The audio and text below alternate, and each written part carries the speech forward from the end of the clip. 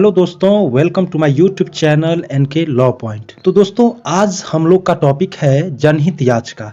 जी हाँ दोस्तों, आज के इस ब्रीफ लेक्चर में हम लोग पीआईएल के बारे में विस्तृत रूप से जानेंगे। तो इसी तरह के लीगल जानकारियों के लिए इस चैनल से जुड़ जाए। चलिए स्लाइड डाउन के साथ जानने की कोशिश करते हैं। इससे पहले यह जान लें कि इस टॉपिक से आपको स्टेट पीएससी और यूपीएससी में क्वेश्चंस मिलेंगे, तो पूरी वीडियो को ध्यान से देखें। चलिए जानते हैं जनहित याचिका पीआईएल। इसका फुल फॉर्म होता है पब्लिक इंटरेस्ट लिटिगेशन, जिसको हिंदी में हम लोग जनहित याचिका के नाम से जानते हैं। इसको सामान्यतया निम्नलिखित नामों से भी जाना जाता है। पहला नाम है SAL, दूसरा है SIL और तीसरा है CAL। चलिए इन तीनों नामों के फुल फॉर्म को जानते हैं। SAL मतलब सोशल एक्शन लिटिगेशन, सामाजिक क्रिया याचिका, और SIL सोशल इंटरेस्ट लिटिगेशन, जिसको हिंदी में सामाजिक हित याचिका कहते हैं, और CAL क्लास एक्शन लिटिगेशन, जिसको हिंदी में वर्गीय क्रिया याचिका कहते हैं। अब हम लोग जनहित याचिका के उत्पत्ति को जानेंगे। जनहित याचिका की अवधारणा की उत्पत्ति एवं इसका विकास अमेरिका में 1960 के दशक में हुआ। अमेरिका में इसे प्रतिनिधित्व समूहों के हितों को कानूनी या वैधानिक प्रतिनिधित्व प्रदान करने के लिए प्रतिपादित किया गया। न्यायमूर्ति VR कृष्ण अय्यर तथा न्यायमूर्ति PN भागवती भारत में पीआईएल की अवधारणा के प्रवर्तक रहे हैं। भारत में जनहित याचिका या पीआईएल सर्वोच्च न्यायालय के न्यायिक सक्रियता, जुडिशियल एक्टिविज्म का एक उत्पाद है। इसकी शुरुआत 1980 के दशक के मध्य में हुई थी। अब हम लोग जानेंगे पीआईएल का अर्थ। भारत में पीआईएल की शुरुआत पारंपरिक अधिकारिता के नियमों में छूट से हुई। पारंपरिक अधिकारिता के अनुसार केवल वही व्यक्ति संवैधानिक उपचार के लिए न्यायालय में जा सकता है जिनके अधिकारों का हनन हुआ है, जबकि पीआईएल इसके अपवाद स्वरूप है। पीआईएल कानून के शासन के लिए बहुत आवश्यक है। इससे न्याय के क्षेत्र का विस्तार किया जा सकता है और संवैधानिक उद्देश्यों की प्राप्ति की गति को तीव्र किया जा सकता है। पीआईएल भारतीय कानून में सार्वजनिक हित की रक्षा के लिए मुकदमे का प्रावधान है। अन्य सामान्य अदालती याचिकाओं से अलग इसमें यह आवश्यक नहीं कि पीड़ित पक्ष स्वयं अदालत में जाए। यह किसी भी नागरिक या स्वयं न्यायालय द्वारा पीड़ितों के पक्ष में दायर किया जा सकता है। अब हम लोग जानेंगे पीआईएल के वास्तविक उद्देश्य का, कि पीआईएल का वास्तविक उद्देश्य क्या है।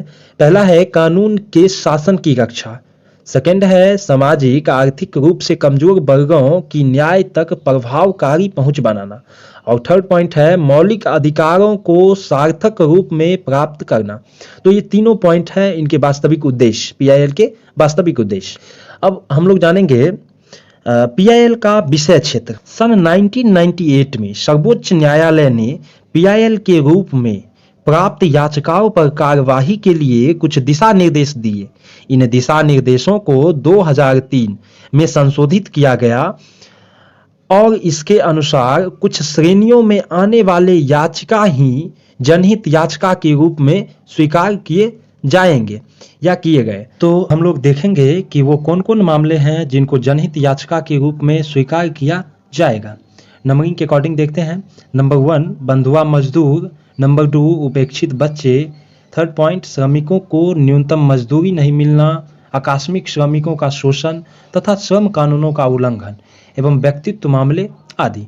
फोर्थ नंबर जेलों से दाखिल उत्पीड़न की शिकायत, समय से पहले मुक्ति तथा 14 वर्ष पूरा करने के पश्चात मुक्ति के लिए आवेदन, जेल में मृत्यु, स्थानांतरण, व्यक्तिगत मुचलके पर मुक्ति, मूल अधिकारों के रूप में त्वरित मुकदमा। 5 नंबर है पुलिस द्वारा मामला दाखिल नहीं किए जाने संबंधी याचिका, पुलिस उत्पीड़न तथा पुलिस हिरासत में मृत्यु।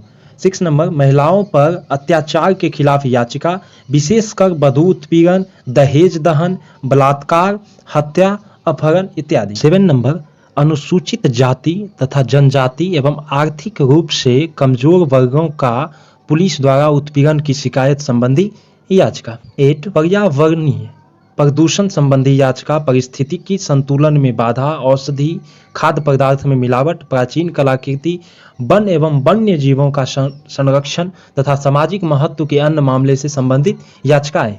9 नंबर दंगा पीड़ितों की याचिकाएं और लास्ट पारिवारिक पेंशन की याचिकाएं।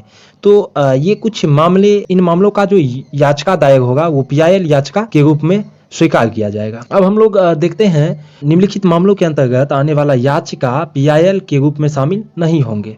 पहला है मकान मालिक किराएदारों के मामले, दूसरा है सेवा संबंधी तथा वे मामले जो पेंशन या ग्रेच्युटी से संबंधित है, तीसरा मेडिकल तथा अन्य शैक्षिक संस्थानों में नामांकन संबंधी मामले, और लास्ट है शीघ्र सुनवाई के लिए उच्च न्यायालय एवं अधीनस्थ न्यायालयों में दाखिल याचिकाएं। तो हम लोगों ने बातचीत की PIL के कौन से PIL याचिका के अंतर्गत आएंगे, कौन से मामले PIL याचिका के अंतर्गत नहीं आएंगे।